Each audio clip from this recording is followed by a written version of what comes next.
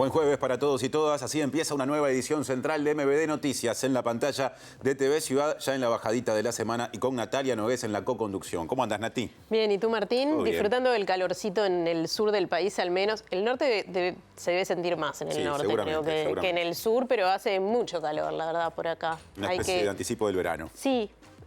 Habrá noticias con respecto al tiempo, ahora hay otras. Hay otras, sí, porque el debate político vinculado a la compra de las patrulleras oceánicas al astillero español Cardama continúa y su alcance excede a Uruguay. Por ejemplo, hoy en la residencia de Suárez y Reyes, el presidente Yamandu Orsi recibió a la portavoz del izquierdista Bloque Nacionalista Galego, la dirigente política española Ana Pontón. Y hace 2 días, el martes, Orsi había hablado con el presidente de la Junta de Galicia, Alfonso Rueda. Además, volvió de Vigo el diputado nacionalista Gabriel Gianoli, quien visitó el astillero Cardama para ver el avance de la construcción del primer buque y estará en minutos en vivo en MBD Noticias. El viaje de Gianoli ocasionó críticas desde el Frente Amplio. El senador Daniel Cayani dijo que le parece extraño que el diputado nacionalista haya podido acceder a imágenes de la construcción de las patrulleras oceánicas porque se supone que el proceso es confidencial. ¿Qué más trae el jueves de MBD Noticias? Lo vemos en los titulares. El Ministerio de Salud Pública presentó una estrategia para eliminar el embarazo en niñas y prevenir el embarazo no deseado en adolescentes.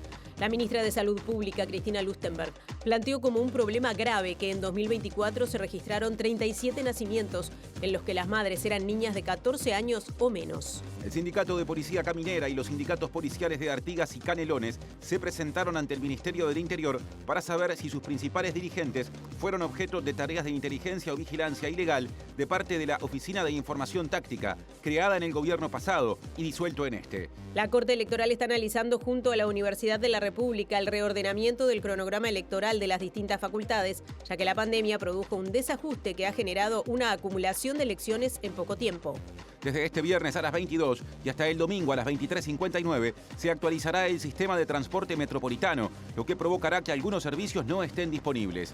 Tanto el uso de las tarjetas físicas en los ómnibus como la aplicación Cómo Ir funcionarán con normalidad. El Sindicato del Laboratorio Tecnológico del Uruguay denunció que en el país circulan alimentos importados sin control bromatológico, lo que representa un riesgo para la población. El presidente argentino, Javier Milei, evalúa no viajar a la próxima cumbre de jefes de Estado del Mercosur, prevista para diciembre, en la que el bloque regional intenta firmar definitivamente el acuerdo de libre comercio con la Unión Europea. El secretario de Estado estadounidense rechazó las críticas de la Unión Europea a los ataques contra las denominadas narcolanchas en el Caribe y afirmó que dicho bloque no tiene derecho a determinar cómo define su país la seguridad nacional.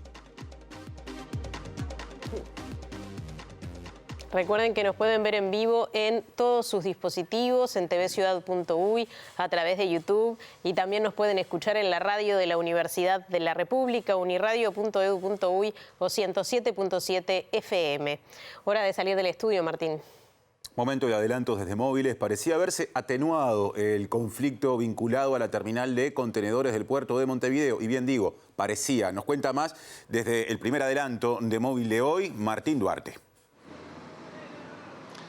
Así es, Martín. Natalia, el Sindicato Único Portuario Ramas Afines definió un paro que comenzó a las 15 horas de esta jornada y se extiende por 24 horas hasta la jornada de mañana. Esto tiene que ver con lo dilatado que están los acuerdos en los consejos de salarios vinculados al sector.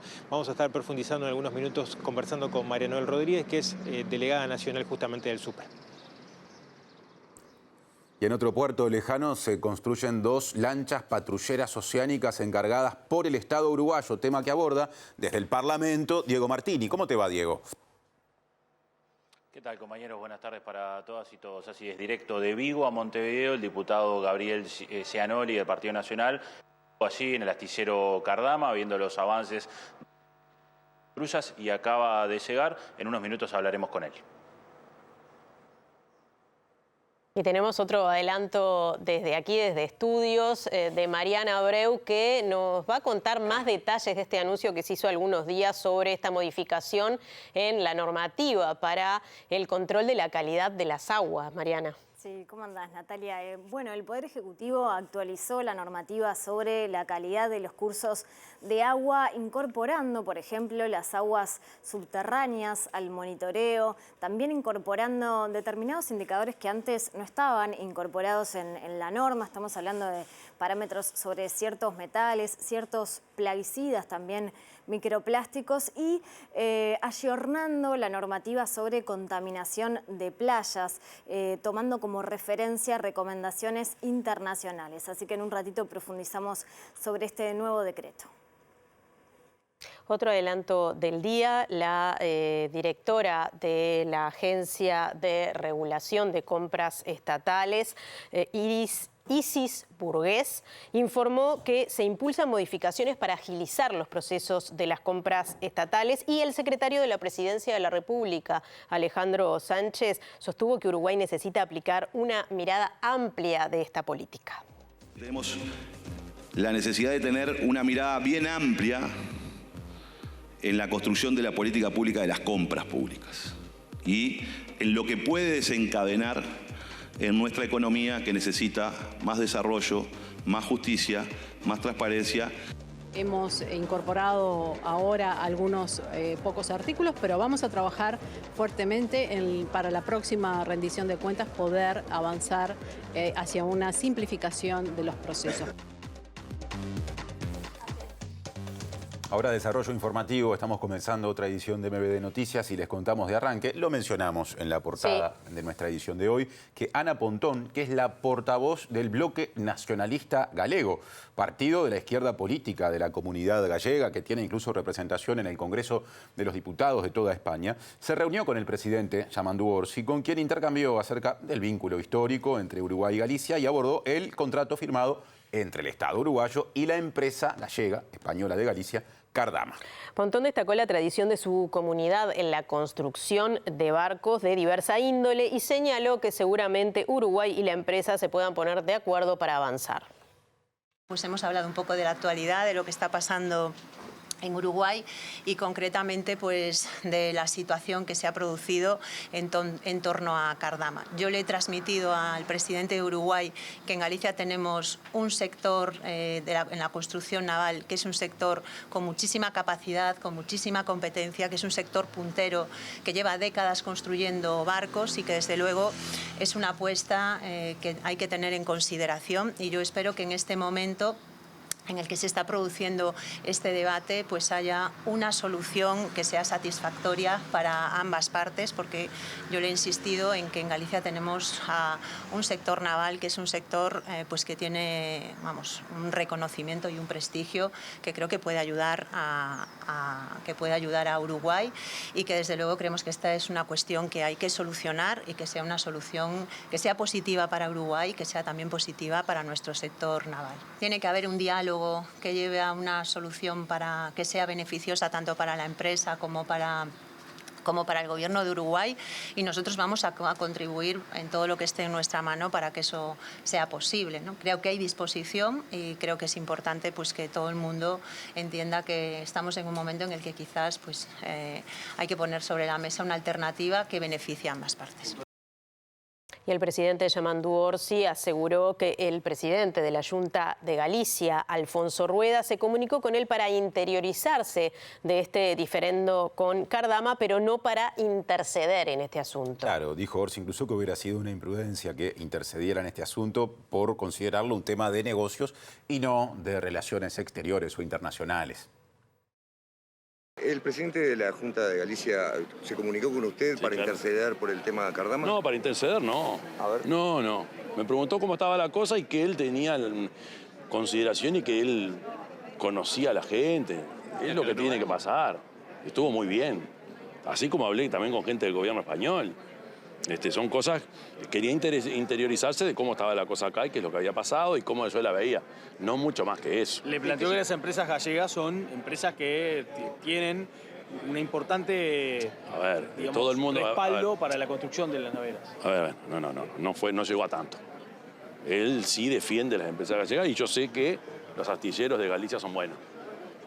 Genéricamente son prestigiosos.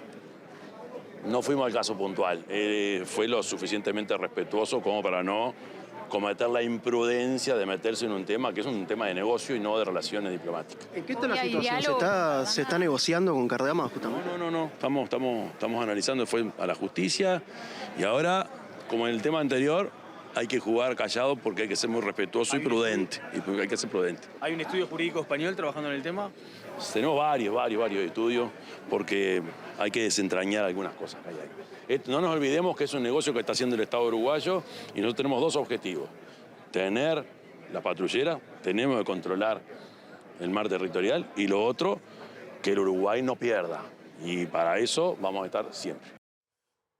Gente proveniente de Galicia estuvo en Uruguay, como lo vimos recién y se comunicó, y gente uruguaya o legisladores uruguayos han estado en Galicia en las últimas horas.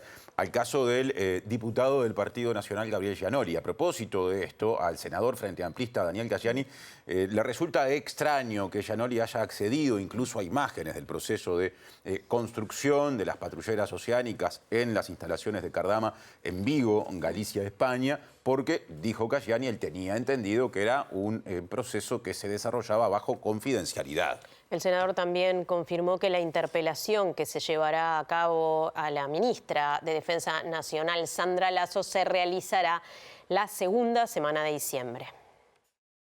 En principio hay como buena disposición para que en los primeros, seguramente la segunda semana de diciembre se pueda realizar la interpelación.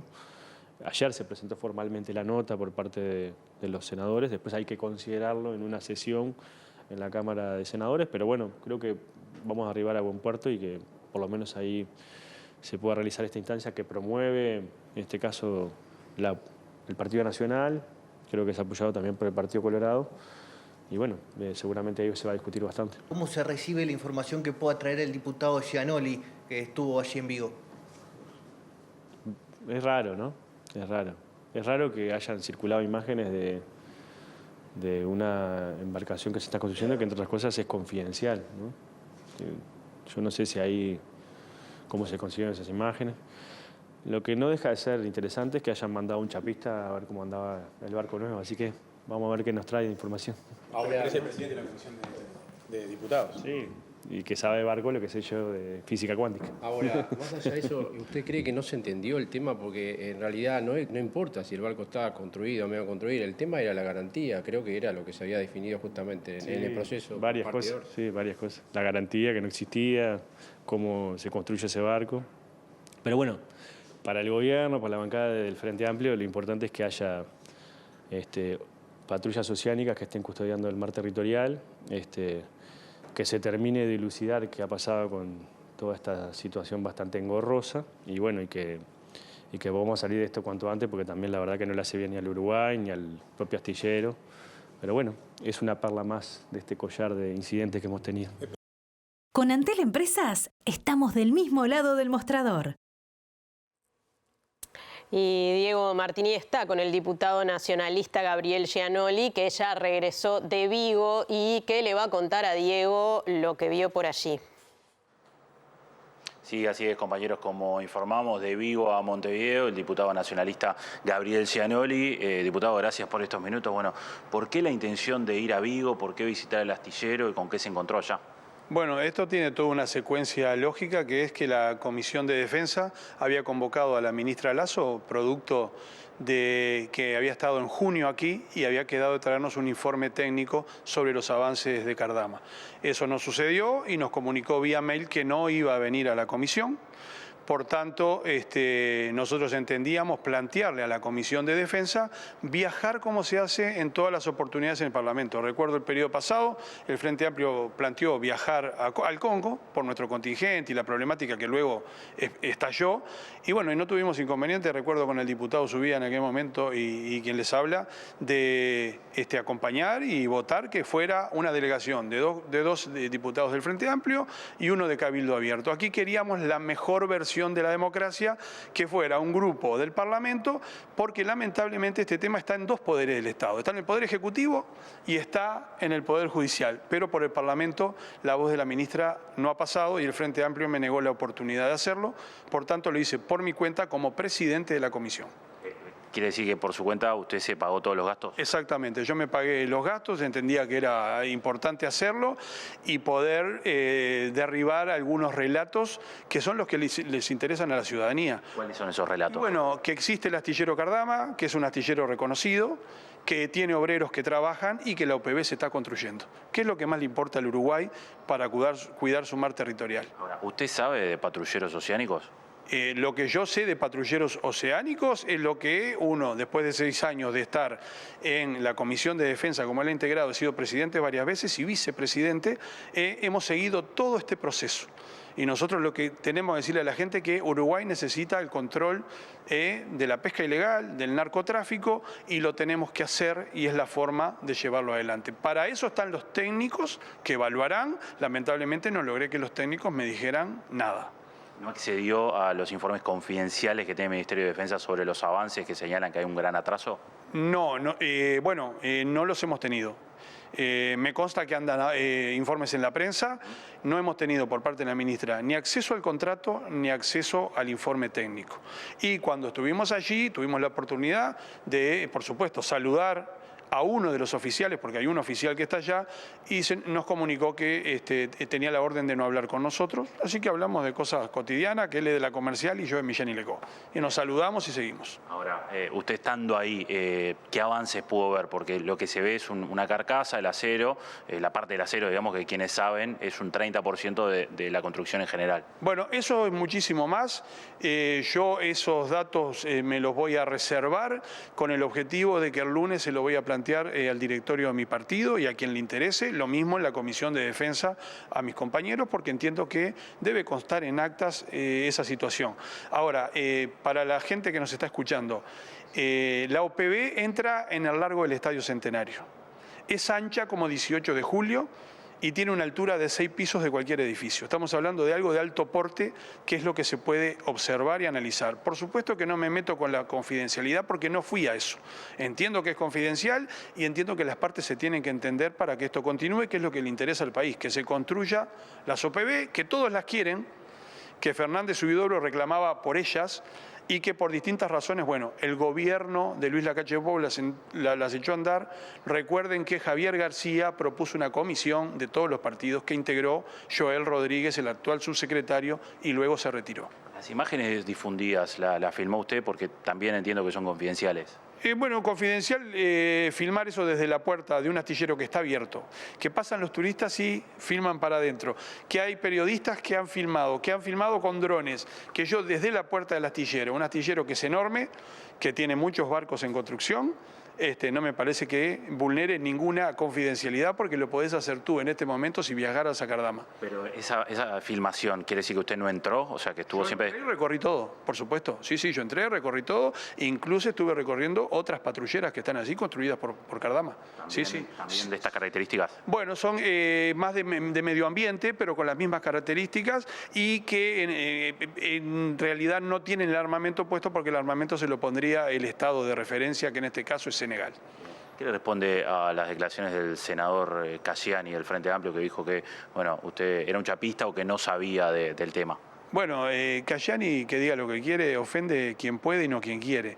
Yo hace 6 años que integro la Comisión de Defensa, soy el presidente de la Comisión de Defensa y lo que yo quiero es la voz del Parlamento y poder transmitir la voz del Parlamento. Lamento que la ministra, que los diputados del Frente en la Comisión y que Casciani no considere esto y se meta con mi oficio, que es la verdad. Crié a mis hijos con mi oficio y conozco de eso. De chapas, de soldaduras, y fue un comentario aislado que no lo hice yo y que es divertido, pero está bueno que también se conozca que lo mejor de la democracia, que desde un barrio de la periferia de Montevideo, un laburante pueda representar, porque a mí me vota la gente. Yo me pongo en una lista y a mí ya es la 3ª vez que estoy en una legislatura y trato de trabajar para los uruguayos, porque es la plata de los uruguayos que está ahí. Si esto no prospera, quedarán unos pedazos de chatarra que pasan a ser nuestros y que tendremos que sacarlos de ahí. ¿A qué costo? Bueno, parecería que la intención del Frente Amplio es amontonar chatarra, ¿no? ¿Qué pasa con el tema de la garantía? Bueno, la garantía es un tema contractual de buena fe que tendrá que juntarse el gobierno con Cardama y pedirle que la cambie, porque es una garantía de fiel cumplimiento, de un 5%. Hay otra que es de un 10%, que está legal, y vigente. Entonces lo que deben de juntarte, porque en los contratos la buena fe es fundamental. ¿Toda esta información se va a usar en la interpelación? Bueno, la información de la interpelación se evaluará cuando la interpelación llegue. Nosotros tenemos muchas más preguntas para hacerle a la ministra y aspiramos que el senador García, que la va a llevar adelante, hable de muchos temas que tienen que ver con la gestión de la ministra en el ministerio, no solo vinculado al tema Cardama, sino a decisiones como la del Instituto Antártico, que me parece que no tenemos plata para los soldados, pero le hemos creado un sueldo a un retirado militar, cuando se habla claramente de que tienen un muy buen retiro. Se le va a acumular un sueldo porque no es incompatible, no tiene que dejar de cobrar como le sucedería a alguien que entra al Parlamento, tiene que dejar la jubilación para poder cobrar en el Parlamento. Entonces, esas cosas le vamos a preguntar qué pasó con los asesores, que no estaban legalmente definidos, y seguramente el ministro García tendrá muchísimas preguntas más, pero eso ya no me compete a mí. El exministro. Perdón, el exministro García, que quiero decirle un detalle. En el periodo pasado, cada vez que el Frente Amplio, los compañeros, colegas de comisión, me reclamaron la presencia de García, a los 2, 3, 4 días estaba acá García. Yo lamento que la ministra no haya venido. Ella después dijo en la prensa que me había llamado telefónicamente y bueno, yo le pude transmitir que lo que yo decía se lo quería decir en persona porque no me parece justo haber dicho que mentía, porque ese es otro gran tema referido a cuándo debería estar la primera OPB acá. Ella decía diciembre, y la realidad que cumpliendo los 18 meses la OPB tiene que estar en agosto, porque es 18 meses después de la entrada en vigor del contrato que fue en febrero, lo ha dicho Joel Rodríguez, el subsecretario, en febrero del 25. O sea, inexactitudes, mentiras, lo que sea, hay que informar a la población. Hay OPB, se está construyendo y les voy a decir algo, yo también me reuní con la Asociación de Astilleros y con el presidente Rueda de la Junta de Galicia. Y todas las consideraciones hacia esta empresa son todas serias porque incluso es proveedor del Estado y del Ministerio de Defensa. Gracias, Gianoli. Gracias a usted. Volvemos con esta información, compañeros. Gracias, Diego, y resto del equipo. Cambiamos de asunto. Se formalizó una investigación sobre una mujer de 30 años involucrada en la agresión múltiple ocurrida en la escuela 123 de Montevideo la semana pasada.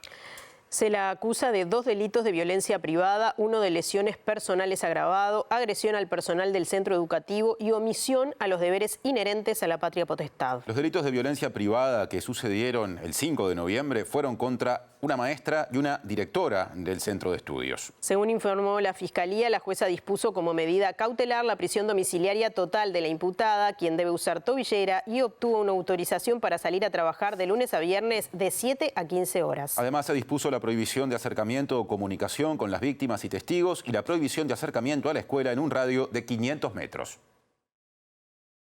Presenta UTE, porque en UTE creemos que todo lo que das vuelve. Por eso creamos el Plan Redondo.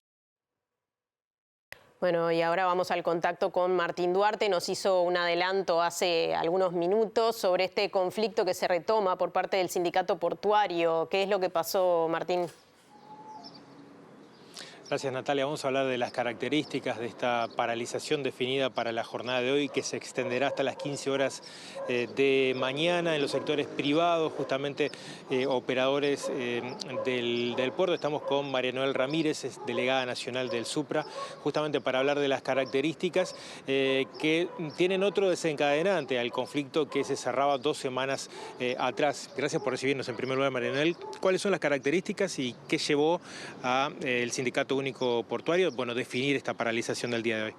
Bueno, primero que nada agradecerles por la nota y primero que nada aclarar el tema de la realidad portuaria, que el conflicto que fue hace 2 semanas fue con una empresa en particular, que fue con la empresa especializada en contenedores. El sindicato portuario nuclea 39 empresas, entre depósitos y operadoras portuarias.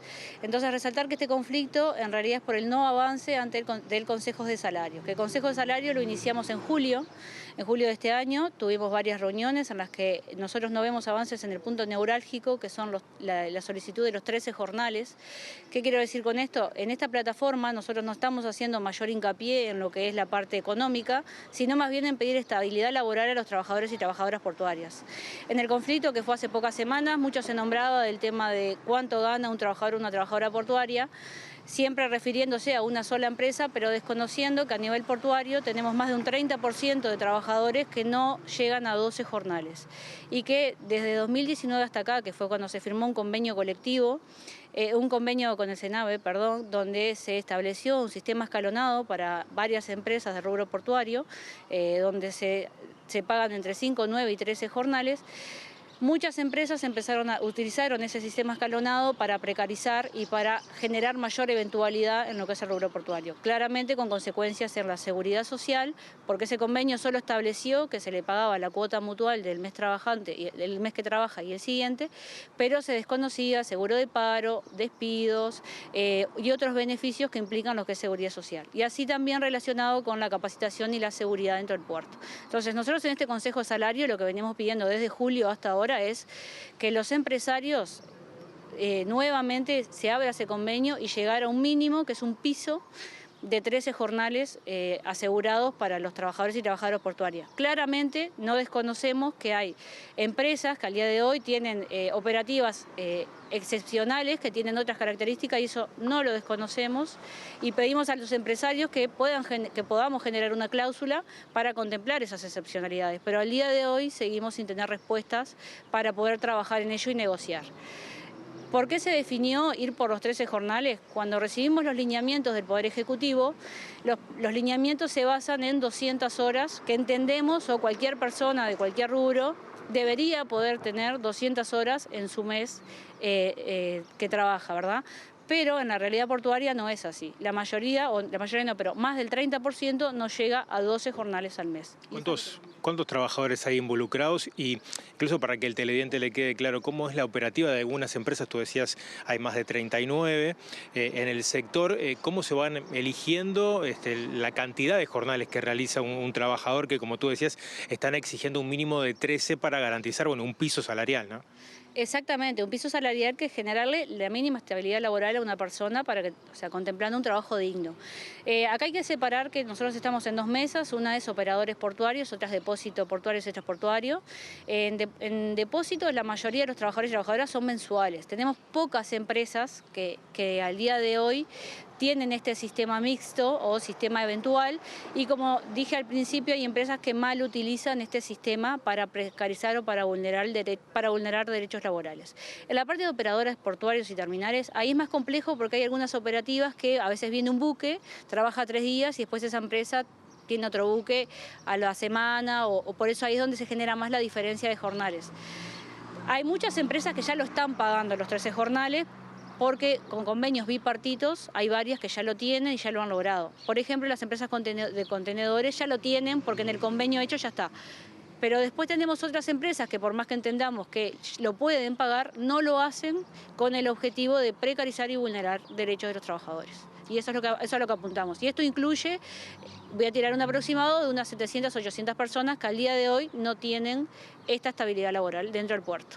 Brevemente y para cerrar, porque de hecho vamos a compartir ahora una nota con el subsecretario Barreto, que hace algunos días atrás él señalaba, a propósito de lo que le puede llamar la atención al televidente, hace 2 semanas se cerraba un conflicto vinculado al sector y hoy nuevamente se reabre, más allá de que tú explicás muy bien que es por otra situación.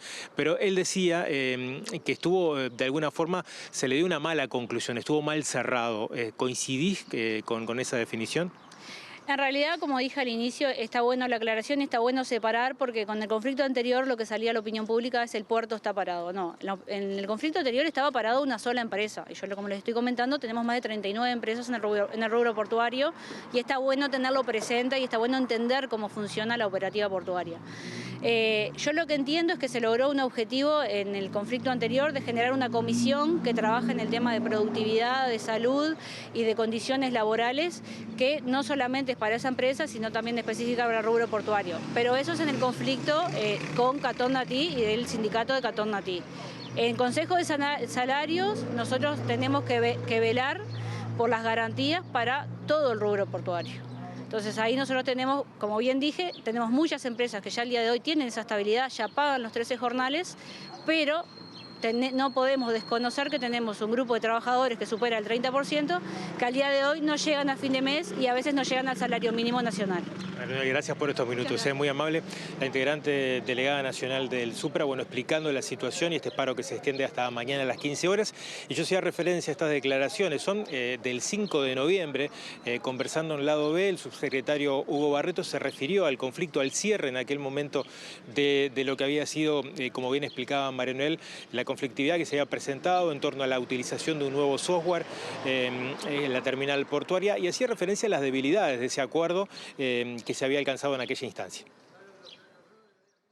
El conflicto terminó, yo no diría ni siquiera resolviéndose, el conflicto terminó en una especie de situación en la cual se está trabajando, pero no fue posible todavía negociar en Consejo de Salarios. O sea, es uno de los casos, justamente el de la pesca, donde no hemos podido todavía, no es que no lo podamos hacer, soy optimista en eso, o por lo menos tengo esperanza en eso, pero no hemos podido todavía reunir y sentar a las partes en una mesa de negociación.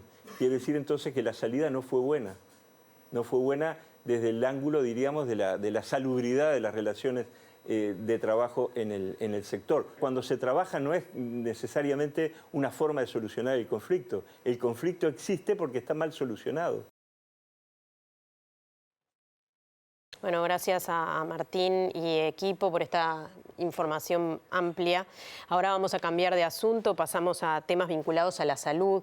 Y les contamos que en 2024 hubo 2.390 embarazos adolescentes, lo que representa el 8% del total de embarazos y 37% de ellos correspondieron a niñas menores de 14 años, según los datos que hizo el Ministerio de Salud Pública a través de un relevamiento. Más cifras, porque de los casos surge además que 60% de los 190 embarazos de niñas de 11 a 14 años que se notificaron entre 2021 y 2024 fueron consecuencia de abuso sexual y que en 48% de los casos las niñas tenían antecedentes de violencia, habían sido víctimas de violencia previamente. Niñas menores de 15 años constituye una grave vulneración de derechos humanos. Está directamente asociado a la violencia sexual, a la pobreza y a la desprotección social. Los datos de la Estrategia de Notificación y Análisis de Casos de ACE del 2021 a 2024 son elocuentes. De los 190 embarazos notificados en niñas de 11 a 14 años en ese periodo de tiempo, el 60% fue producto de abuso sexual confirmado o sin posibilidad de descartarlo. El 48% de estas niñas tenía antecedentes de violencia y 25% se encontraba bajo atención de instituciones de protección. Esta realidad visibiliza una situación compleja y multifactorial que requiere la articulación urgente de distintos sectores: educación, salud, protección social, justicia, comunidad y comunicación. Esta segunda fase de la estrategia que estamos hoy en esta mesa consolidando busca eliminar el embarazo en niñas y prevenir el embarazo no intencional en la adolescencia. Nuestra aproximación se basa en 9 principios fundamentales que buscan guiar todas las acciones reconociendo el problema como multifactorial y que requiere para su solución un enfoque integral, con un enfoque de derechos humanos, porque todas las acciones parten del reconocimiento de que los derechos en salud sexual y reproductiva son derechos humanos fundamentales. Presenta Mercado Agrícola de Montevideo, en el corazón de un barrio donde late la ciudad. Mercado de Historias. Mercado de Historia.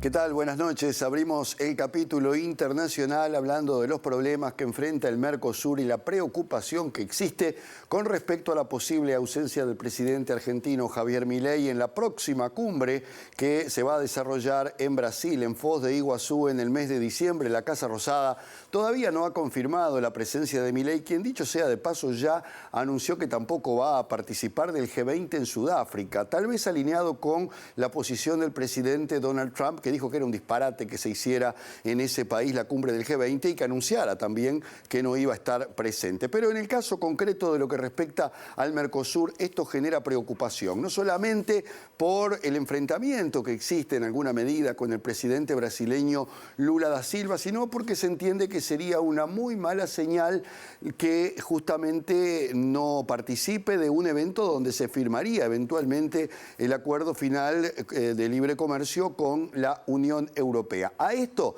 se podría sumar también la ausencia del presidente paraguayo Santiago Peña, quien va a ser el próximo presidente pro tempore del bloque regional, molesto con Brasil por dos temas particularmente. El caso de espionaje que existe por parte de Brasil sobre la represa de Itaipú y una serie de problemas de los cuales ya hemos hablado aquí, pero también que Brasil no apoyara en su momento al candidato paraguayo a la Secretaría General de la Organización de Estados Americanos.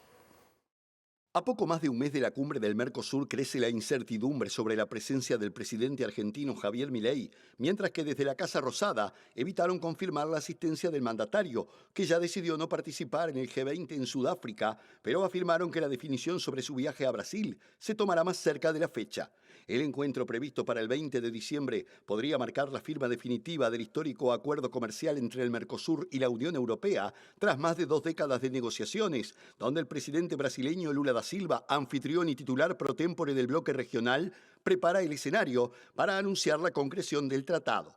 El mencionado acuerdo, que ya fue adoptado por la Comisión Europea en septiembre, debe ser ratificado por los 27 Estados miembros del bloque comunitario, y aunque persisten resistencias de países como Francia, Irlanda o Polonia, en Brasil confían en que el proceso ya es irreversible. La tensión política en el Mercosur se ve marcada en la relación meramente protocolar entre ambos líderes, sin reuniones bilaterales desde que comparten el poder y con un gobierno argentino que mantiene una postura más alineada con Estados Unidos e Israel, relegando las instancias multilaterales. Diplomáticos del Mercosur advierten que la ausencia de Milei podría deslucir la foto final de la firma con la Unión Europea, ya que sería una mala señal para el bloque, reconoció una fuente brasileña. El presidente paraguayo Santiago Peña también habría dado señales de que podría boicotear la cumbre de Lula del Mercosur y no asistir tras las tensiones generadas por un caso de espionaje brasileño en la represa binacional de Itaipú y la negativa de Brasil de apoyar al candidato paraguayo para la Secretaría General de la OEA. Volvemos al escenario del Mar Caribe y el despliegue de Estados Unidos, porque hoy el secretario de Estado norteamericano Marco Rubio salió al cruce de las acusaciones de la Unión Europea sobre la ilegalidad de los ataques que lleva a cabo Estados Unidos a las supuestas narcolanchas en el Mar Caribe, pero también en el Pacífico, que se entiende desde Europa están dadas bajo la acción ilegal, porque no tienen ni siquiera el respaldo de las Naciones Unidas. Marco Rubio habló del doble rasero de los europeos, que por un lado piden misiles para defender a Europa, pero por otro cuestionan a su país, que entiende, aunque él es cubano, que está defendiendo la seguridad nacional en su hemisferio. Eso fue lo que dijo Marco Rubio con respecto a la posición de Estados Unidos en esta materia. Pero no solamente los estados europeos han cuestionado la política de Estados Unidos en este asunto, sino que también algunos países en una marcada posición: Colombia, México, Brasil, mientras que también el ministro de Relaciones Exteriores de Rusia, Sergei Lavrov, salió al cruce de esta posición de Estados Unidos y abordó también el tema de la ilegalidad de los ataques. Dicho sea de paso, Estados Unidos está llevando a cabo maniobras militares en Panamá, pero el presidente de ese país, Raúl Mulino, dijo que de ninguna manera Panamá se va a prestar para ninguna clase de ataque contra Venezuela desde su territorio. No creo que la Unión Europea tenga derecho a determinar qué es el derecho internacional y mucho menos a decidir cómo Estados Unidos defiende su seguridad nacional, declaró a los periodistas el jefe de la diplomacia estadounidense Marco Rubio en respuesta a las acusaciones europeas. Me parece curioso que todos esos países quieran que enviemos y suministremos, por ejemplo, misiles Tomahawk con capacidad nuclear para defender Europa, pero cuando Estados Unidos posiciona un portaaviones en nuestro propio medio hemisferio donde vivimos, de repente eso se convierte en un problema, agregó el funcionario. El ministro de Exteriores francés Jean-Noël Barrot afirmó el martes que los ataques violan el derecho internacional y son preocupantes para los territorios franceses en la región, mientras que la jefa de la diplomacia europea, Kaja Kallas, declaró que tales ataques solo podrían justificarse en caso de defensa propia o mediante una resolución del Consejo de Seguridad de la ONU. Los bombardeos contra pequeñas embarcaciones también han sido cuestionados por los gobiernos de naciones como Colombia, México o Brasil, así como por expertos de las Naciones Unidas, que han señalado que se trata de ejecuciones sumarias contrarias a lo que consagra el derecho internacional. Por su parte, el ministro de Relaciones Exteriores de Rusia, Sergei Lavrov, también criticó las acciones de Estados Unidos en el Caribe, afirmando que así actúan los países fuera de la ley, y recordó que Moscú considera inaceptables las acciones de Washington, que sin juicio ni proceso intercepta barcos bajo el argumento de que transportan drogas, una línea de acción que no conducirá a nada bueno, sostuvo el canciller ruso. Presentó Mercado Agrícola de Montevideo, en el corazón de un barrio donde late la ciudad. Mercado de Historias. Mercado de Historia. Segundo bloque de la edición central de MBD Noticias. Que abrimos contándoles que desde las 22 horas de este viernes y durante todo el fin de semana se realizará una actualización del sistema que le da soporte a la tarjeta STM. La Intendencia de Montevideo informó que se trata de un proceso de actualización tecnológica que no afectará el uso de la tarjeta para realizar viajes en ómnibus. En cambio, sí se interrumpirán las recargas presenciales en redes de cobranza, así como las que se realizan en línea. También se verá afectada la emisión y denuncia de tarjetas y la consulta de saldos y beneficios en la aplicación STM. En cambio, la aplicación Cómo Ir funcionará con normalidad. La Intendencia de Montevideo informó que el proceso de modernización del sistema culminará al final del próximo domingo, por lo que todos los servicios afectados volverán a funcionar a partir de las 0 horas del lunes. Desde la comuna se explicó que se apunta a mejorar la seguridad y optimizar los tiempos de respuesta de los servicios digitales del sistema de transporte metropolitano. Esto se considera necesario para que la movilidad urbana sea más segura, ágil y sostenible y para que mejore la experiencia de las personas usuarias. Presenta Asociación de Funcionarios Portuarios. Hacete socio y accederás a beneficios exclusivos como colonia de vacaciones, préstamos, servicios de la salud, tienda online con precios exclusivos y mucho más. Hay recientes modificaciones normativas vinculadas al agua, nada menos. Sí, nos lo informó Mariana Abreu en el momento que se conocieron y ahora lo desarrolla. Adelante, Mariana.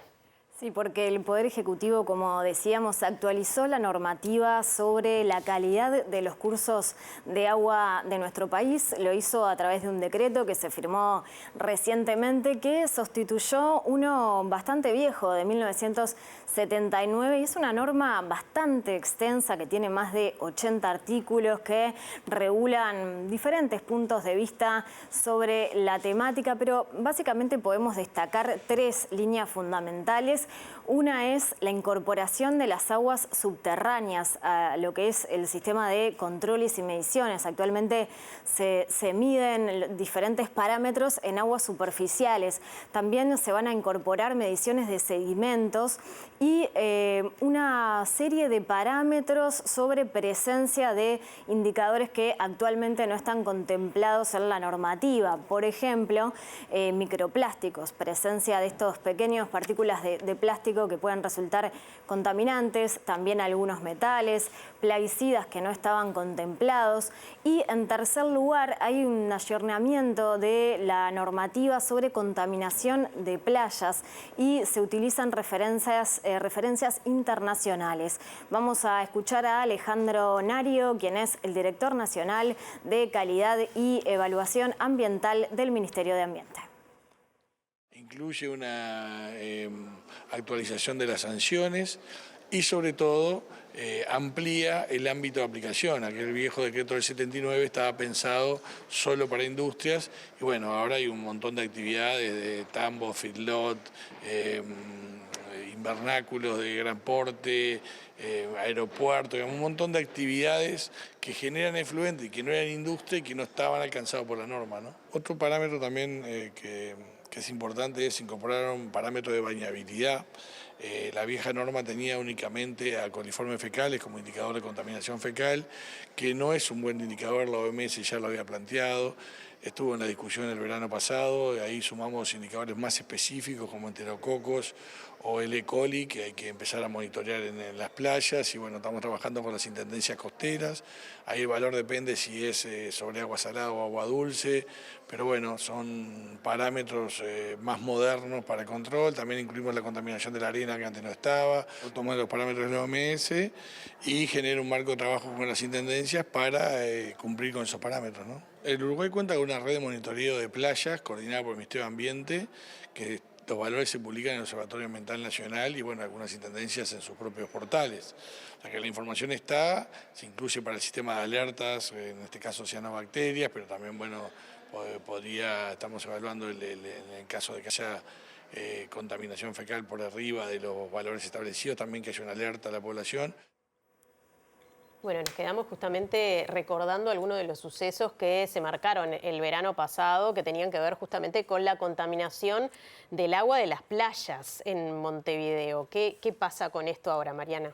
Sí, el año pasado estuvo en el tapete después de que se conoció que varias playas de Montevideo, por lo menos 3, habían registrado indicadores que estaban por encima de lo recomendado para el baño, ¿no? Para el baño en las playas. Entonces, esta normativa recoge este asunto y, como explicaba Nario, toma indicadores que son los recomendados por la Organización Mundial de la Salud y también mandata a las intendencias a comunicar este tipo de situación a la población mediante señalización como banderas sanitarias, carteles, en fin.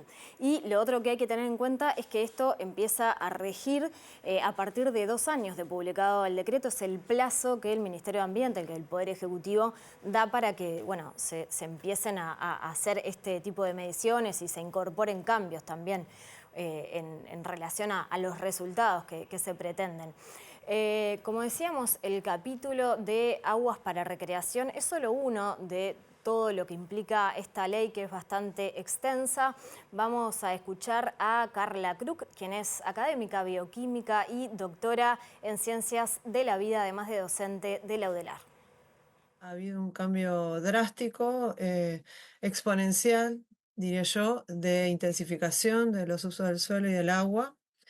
Eso ha hecho que gran parte de los ecosistemas acuáticos estén muy contaminados, muy afectados. Haber logrado actualizar y trabajar en un nuevo decreto es un hito fundamental. Tiene principalmente 3 tablas o 3 grandes grupos de parámetros. Los primeros parámetros que tienen que ver con las aguas superficiales y los sedimentos asociados, un segundo grupo de parámetros que tiene que ver con las aguas subterráneas y después una larga lista de parámetros que son otros contaminantes prioritarios, que son más de hasta algo así como 300 parámetros totalmente nuevos, que no estaban en el decreto original.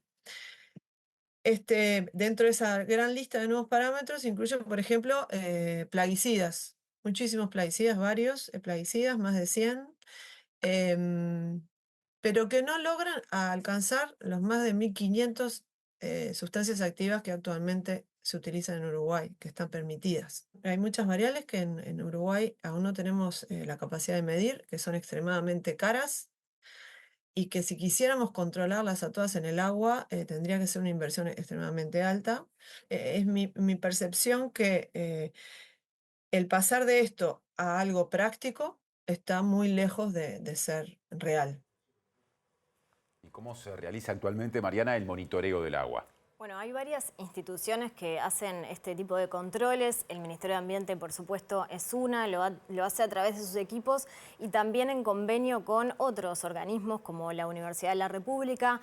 Luego está la OCE, que hace bastantes controles en el lugar donde extrae agua, o en los lugares, mejor dicho, donde extrae agua para potabilizar. La URSEA, que es la Unidad Reguladora de Servicios de Energía y Agua, que controla a la OCE.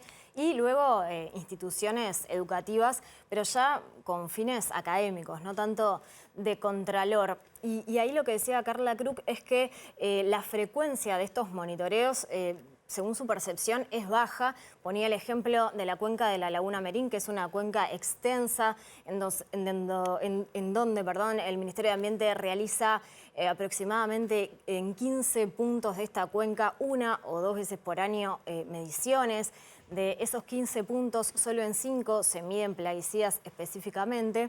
Entonces, bueno, obviamente para ir instrumentando esta normativa hay que incrementar, ¿no?, las mediciones y los controles en los distintos cursos de agua. Por otra parte, recientemente las autoridades de ambiente concurrieron a la Comisión del Senado que estudia el proyecto de ley de presupuesto.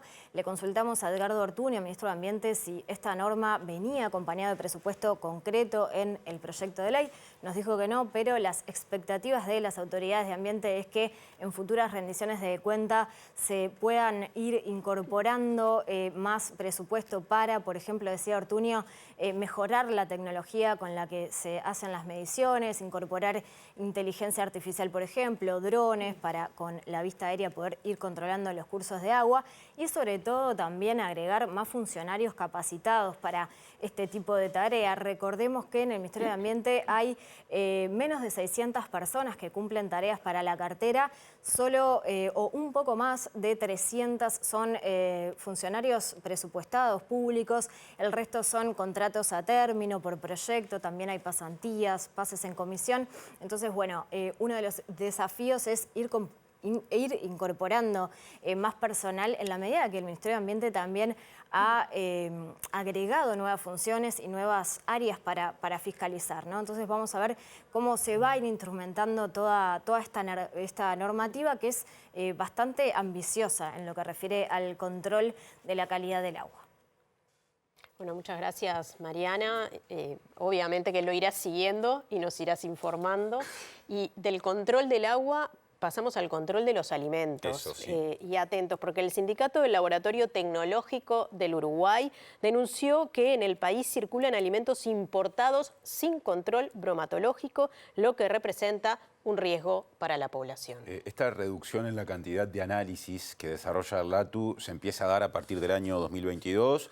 Hace que en este momento estén circulando, vendiéndose en la plaza local alimentos a los que únicamente se les controló la información que aparece en el etiquetado, en las etiquetas y no más que eso. Y además también constituye o genera un escenario de competencia desleal con la producción nacional. La reducción de controles a alimentos importados que realiza el LATU se dio a partir del decreto 194/2022 del Ministerio de Economía, que bajó de 1,5% a 0,5% la tasa para análisis bromatológicos. Evidentemente no se controlan todos. Hay alimentos que hoy sabemos, por ejemplo, que solo se mira la etiqueta, incluso por metodología ahora actualmente se le saca una foto a la etiqueta y se evalúa la etiqueta sin analizarlo. Pongo el ejemplo del maní porque justamente el maní se consume, el 90% de lo que se consume de maní en Uruguay es importado. En los laboratorios se ha detectado casi con una frecuencia semanal productos que no son aptos porque tienen niveles de micotoxinas altos a nivel de laboratorio. Después, ¿qué pasa con los certificados? Si salen o no, eso no lo sabemos, pero el modelo actual acepta los certificados de origen como válidos. Y a veces hay diferencias entre lo que el laboratorio analiza y el certificado de origen. El sindicato asegura que bajó el número de ensayos de laboratorios para control de octógonos para el etiquetado de alimentos de advertencia sobre el exceso de nutrientes como azúcares, sodio, grasas, grasas saturadas o grasas trans. Es un riesgo porque el consumidor en realidad no está sabiendo a ciencia cierta si lo que me dice la etiqueta es real o no. O sea, está claro que las autoridades priorizan la agilidad antes que la salud. El ministerio es el principal responsable porque es el que tiene que velar por la salud pública. Otro asunto, les contamos que la ex militante del Partido Nacional, Romina Celeste Papazo, quedó en libertad este jueves. Fue liberada luego de que su abogada Elizabeth Froge obtuviera la libertad anticipada tras descontar la pena por estudio. Recordemos que fue denunciante en el caso, las denuncias justamente, valga la redundancia, por delitos sexuales contra menores cometidos por el ex senador Gustavo Penades. Había sido condenada, en el caso de Papazo, por la denuncia falsa contra el actual presidente de la República, Yamandu Orsi, cuando era candidato presidencial o precandidato en 2024, y por eso fue en aquel momento enviada a prisión en el mes de mayo. Bueno, comenzamos el tercer bloque y nos vamos a un lindo móvil que nos propone Martín Duarte. Ayer nos dio la bienvenida al Carnaval 2026. Hoy está en el escenario de ensayo de una de las murgas que siempre promete y este año capaz que un poco más. Martín Duarte, adelante.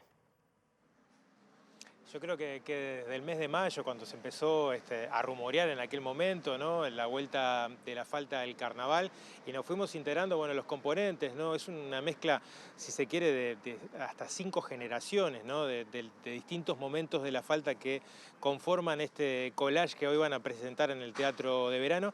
Nos vinimos hasta Aute, donde en algunos minutos va a ser una última pasada el elenco de la murga, y le agradecemos estos minutos a Pablo Pinocho Rutín. Pero bueno, para estar hablando un poco de este cierre del primer proceso, ¿no? Decíamos, ¿no?, esto que se construyó, porque se empezó a conocer a partir de mayo y que hoy tiene su primer escalón en la prueba de admisión del Teatro de Verano. ¿Cómo lo están viviendo y cómo estás pasando este momento, ¿no? Bueno, buenas noches, primero que nada. Con mucha emoción porque desde que se inició esta aventura y fuimos pasito a pasito, siempre he dicho que tiene carácter de milagro. Este reencuentro con un montón de compañeros de hace muchísimos años y con toda la savia nueva de la murga, se conformó un grupo divino, con ganas de trabajar, con ganas de crear. Y bueno, y también es el reencuentro de la falta luego de algunos años con su público, y es el Teatro de Verano.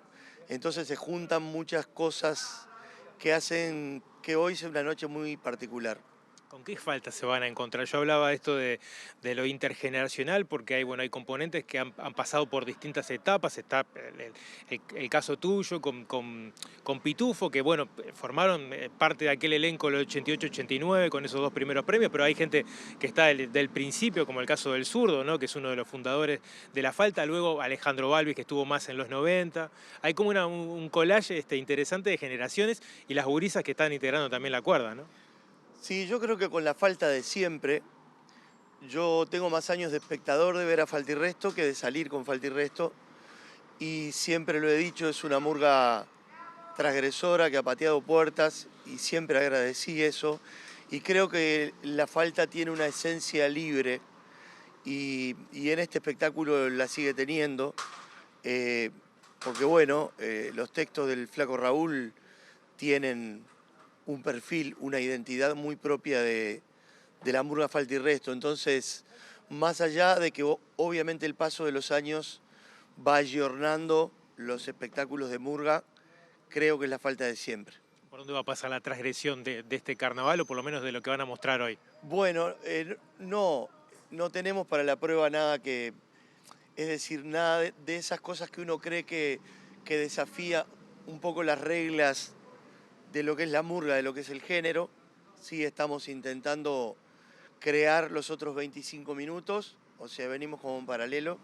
Por un lado estábamos trabajando para la prueba y por otro lado avanzando en los 45 minutos con cosas que ya están prontas y que no vamos a presentar hoy, y algunas ideas que tienen un poco más que ver con ese espíritu un poco más libre de Falta y Resto. Se mantuvo mucho de reserva por parte del repertorio. Yo incluso vi algunas publicaciones que hizo la propia murga, donde bueno, se apelaba a los espectadores, al público que se viene arrimando aquí en los ensayos, a ser cómplices y tratar de ganarle un poco a esa ansiedad de las redes sociales a la hora de publicar videos. Pero algo se filtró a nivel de la propia murga, y es un relato que el propio Raúl Castro les hizo a ustedes en el contexto de presentar un poco la despedida en la cual le va a cantar la falta. Hoy va a aparecer en la prueba parte de esa despedida, pero ya se adelantó que va a estar el Pepe Mujica como uno de los homenajeados en esa retirada del florista. Sí, bueno, es un homenaje, una canción de amor al florista, que sin duda tiene un vuelo poético muy particular y que también creo que se va a ir metiendo en los andariveles del ser humano, ¿no? Todos tenemos una parte muy luminosa y alguna que no tanto.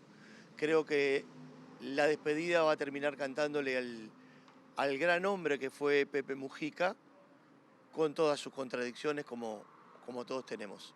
Bueno, ¿a qué hora arrancan para allá? 23:40 van a estar en el Teatro Verano. Recordamos que es entrada libre, con un alimento no perecedero. ¿Y qué expectativa también? Ayer fue mucha gente, la noche está divina también. Sí, bueno, ojalá la gente acompañe. Me quedé contento ayer, vi pedacitos del teatro y vi el teatro lleno de gente.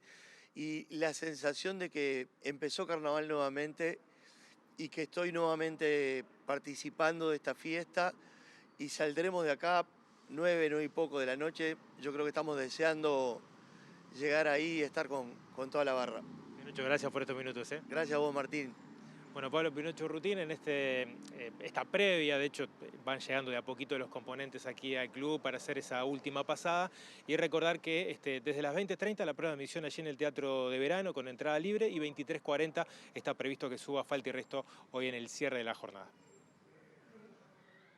Muchas gracias, Martín. Cambiamos de asunto ahora. Les contamos que el Sindicato de Policía Caminera, junto a sindicatos policiales de Artigas y también de Canelones, se presentó ante el Ministerio del Interior para saber si sus principales dirigentes, atención, fueron objeto de tareas de inteligencia o vigilancia ilegal de parte de la Oficina de Información Táctica creada durante el gobierno pasado, que quedó sin efecto al comienzo de la actual gestión. Y que el accionar de esa repartición quedó en entredicho a partir del involucramiento de parte del personal en la trama preparada para conocer información de las víctimas del senador Gustavo Penades, que encabezó el excomisario Carlos Taroco. Esta oficina, creada el 8 de marzo de 2021, estuvo encabezada por el exdirector del Complejo Penitenciario Santiago Vázquez, Comcar, Carlos Taroco, quien fue condenado junto a otros 2 integrantes de la repartición por asociación para delinquir, cohecho calificado y revelación de secreto, debido a la investigación parapolicial que buscó ayudar al ex senador Gustavo Penades en su defensa por las denuncias de abusos a menores de edad. Con ese fin llevaron a cabo tareas de inteligencia sobre víctimas del ex legislador nacionalista. La Oficina de Información Táctica del Instituto Nacional de Investigación tuvo acceso a los sistemas de información y base de datos del Ministerio del Interior, entre ellos el Sistema de Gestión de Seguridad Pública y el Sistema Guardián para escuchas telefónicas, y varios de sus funcionarios hicieron un uso ilegal de ello, lo que genera preocupación entre los sindicatos policiales. El 29 de julio pasado, el Sindicato de Operadores Civiles Penitenciarios presentó al Ministerio del Interior un informe jurídico elaborado por los abogados Gabriel del Piazzo y Agustín Echezarreta, el que concluye que la Oficina de Información Táctica funcionó como una oficina ilegal de inteligencia. Por ese motivo se solicitó su cierre y que se informe si alguna de las autoridades de ese sindicato fue investigada por miembros de dicha oficina. Lo ocurrido generó una denuncia ante Fiscalía de parte de este sindicato, la que fue presentada por el abogado Juan Cereta, en la que señala que la creación de la oficina implica una clara violación a normas que rigen el derecho público en nuestro país, dado que las competencias atribuidas a dicha oficina se superponen con las de la Unidad de Investigación y Análisis Penitenciario. También menciona que en esa oficina se hizo espionaje ilegal en busca de obstaculizar a la justicia, lo que fue comprobado en el caso del ex senador Penades.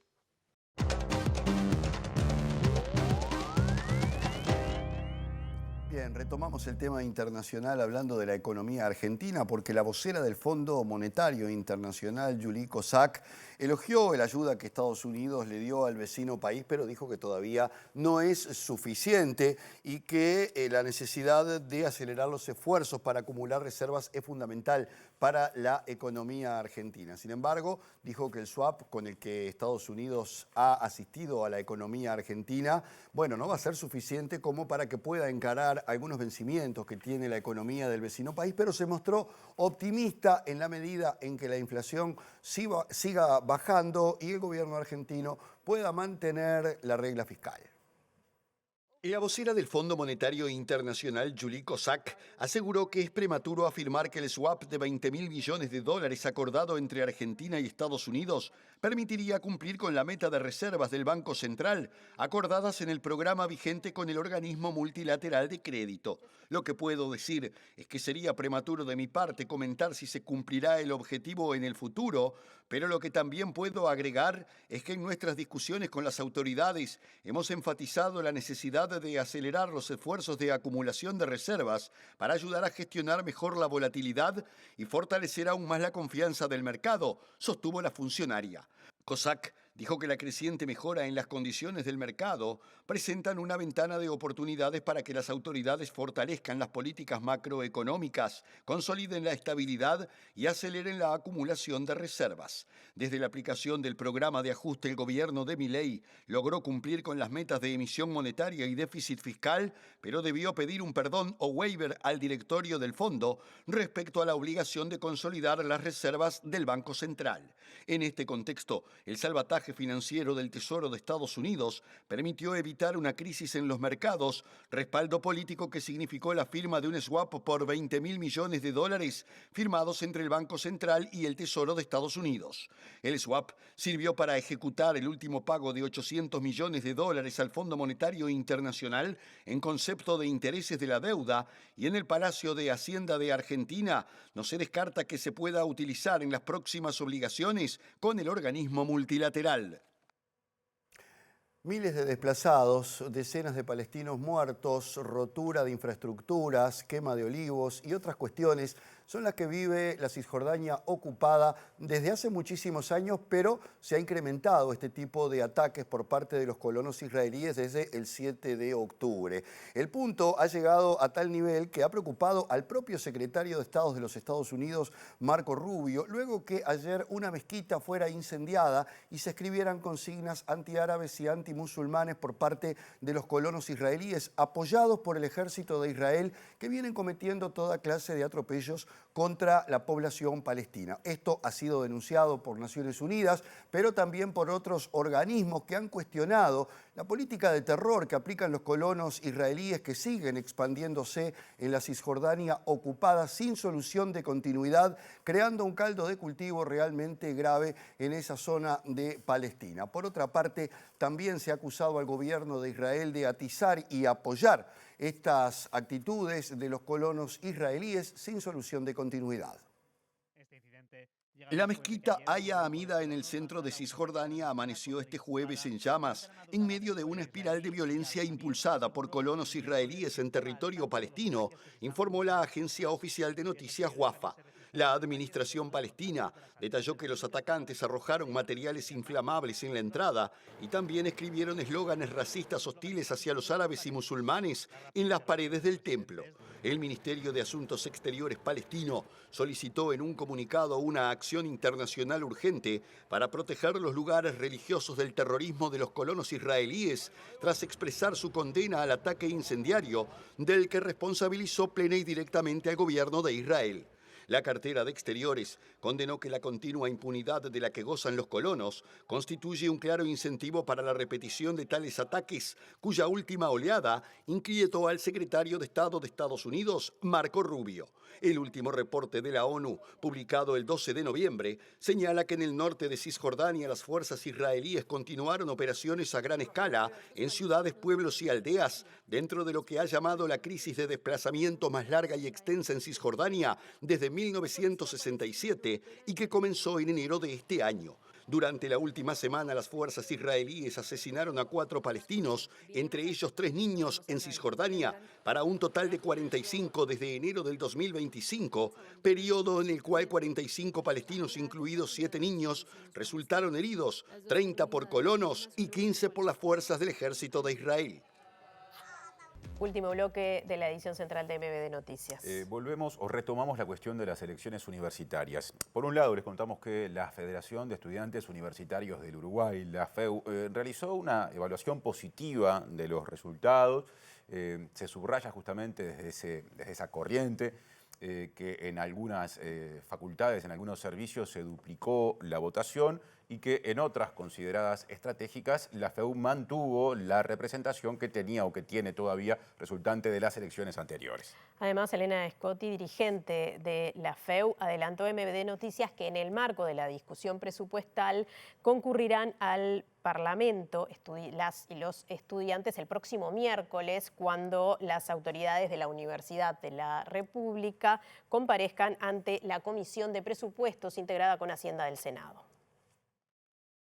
Es una alegría ver que en muchos servicios pudimos duplicar nuestras votaciones respecto a las elecciones anteriores, como pudo ser Facultad de Veterinaria, también Facultad de Humanidades, en donde quedamos realmente muy contentas con el resultado y también de poder sostener la representación que teníamos en otras facultades, que a veces la interna puede ser un poco más compleja o también movilizada, como es mismo la Facultad de Información y Comunicación, como también Facultad de Ciencias Económicas, en donde más allá de tener una interna bastante activa y movida con diferentes organizaciones estudiantiles, hemos estado a la talla y logrado sostener nuestras representaciones.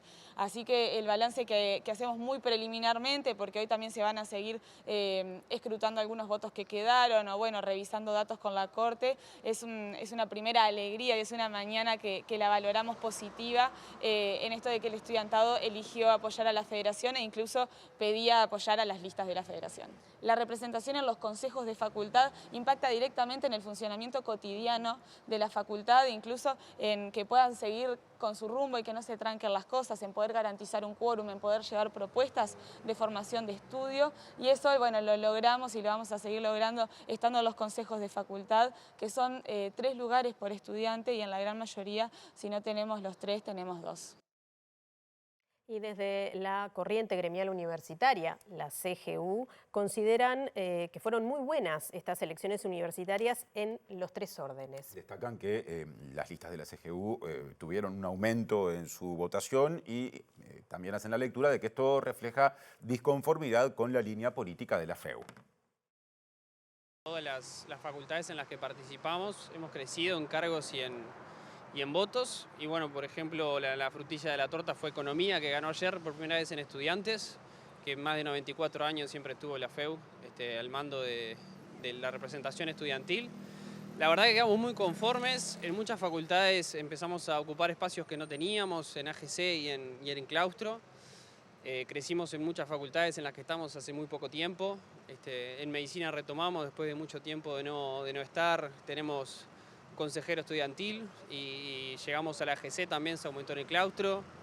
En facultades como arquitectura y diseño también llegamos a la AGC, mantuvimos consejero, en comunicaciones igual. Y bueno, en varias facultades hemos crecido, la verdad que quedamos muy contentos y muy conformes. Hoy en día no es solo la FEU la voz que se escucha en la universidad, la CGU viene con mucho empuje y bueno, apuntamos a seguir creciendo en este sentido y poder lograr esa pluralidad de voces en la representación que hasta ahora había sido bastante comandada por la FEU, pero que bueno, nosotros con el crecimiento que hemos tenido últimamente apuntamos a estar a la altura. ¿A qué atribuyen ese crecimiento? Y bueno, la gente un poco se cansa de siempre lo mismo. La verdad que la FEU en los últimos años se ha posicionado en muchos temas, más que nada políticos, que no son tan del estilo de los que tienen que ver con los estudiantes. Hay mucho corporativismo detrás y la verdad que los estudiantes están un poco cansados de las marchas, de los paros, de las huelgas y bueno, básicamente quieren estudiar. La CGU siempre apunta al mejoramiento académico, a las carreras estudiantiles. El perfil del militante nuestro no es el que estaba 20 años en la universidad en primero porque viene a militar, o sea, uno de los lemas que tenemos hace muchos años es que la CGU promete, cumple y egresa. Entonces, bueno, yo creo que somos muchos los estudiantes que estamos apuntando hacia un movimiento estudiantil que mejore la participación de los estudiantes. Y ahora es tiempo de abrir el pronóstico elaborado por Inumet, lo que nos permite aproximarnos al fin de semana. ¿Lo definimos con una palabra? Sí. Calor. Vamos a ver cómo estará, por ejemplo, mañana viernes 14 de noviembre en Montevideo y área metropolitana con esa hermosa imagen del Palacio Legislativo. Les contamos que mañana estará claro y algo nuboso en la mañana, igual en la tarde claro y algo nuboso con una temperatura mínima de 13 grados y una máxima de 29. No me odien, pero agrego otra palabra, lluvia. Y empiezo a hablar de lo que tiene previsto Inumet para el fin de semana, mejor dicho, para el sábado. Sábado 15 de noviembre, Montevideo y área metropolitana. Pronóstico, por la mañana, cielo claro y algo nuboso. Hasta ahí bien. Por la tarde y la noche, aumento de nubosidad y probables precipitaciones, fundamentalmente por la noche, de forma más específica. Las temperaturas extremas pronosticadas para el sábado son una mínima de 14 grados y una máxima de 31. Y evidentemente este calor que estamos viviendo me parece que es justamente el indicador de que habrá luego un cambio abrupto también en las temperaturas. El calor que termina en lluvia, ¿no? Sí, efectivamente. El clásico. Bueno, no se vayan de la pantalla de TV Ciudad porque ya viene Lado B, luego el resumen de MBD Noticias en síntesis. Mañana, cerrando nuestra semana con informativos en vivo, tendremos como siempre 3 ediciones, tempranito a las 8, luego la de pasado del mediodía a las 13, nuestro segundo turno informativo, y reapareceremos con Natalia 18:30. Los esperamos. Gracias por estar, que pasen bien.